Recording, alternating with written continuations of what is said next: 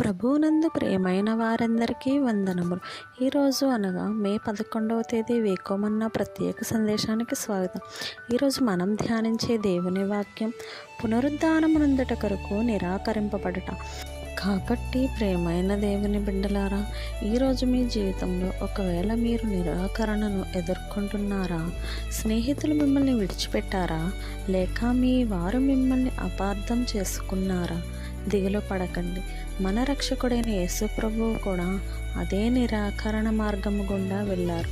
గుర్తుంచుకోండి, ఈ నిరాకరణ మిమ్మల్ని కృంగదీయడానికి కాదు, మిమ్మల్ని పునరుద్ధాన మహిమ వైపు నడిపించడానికి. దేవుడు అనుమతించిన ఒక మెట్టు మాత్రమే. శత్రువులు మిమ్మల్ని నిందించిన, లోకం మిమ్మల్ని తృణీకరించిన, క్షమించడంలో అలసిపోకండి.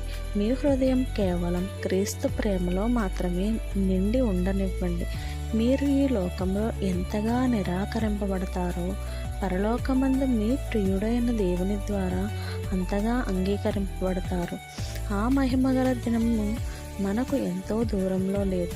దేవుడు మిమ్మల్ని దీవించునుగాక. ఆమేన్. పూర్తి సందేశం కోసం మన ఛానల్ని విజిట్ చేయండి.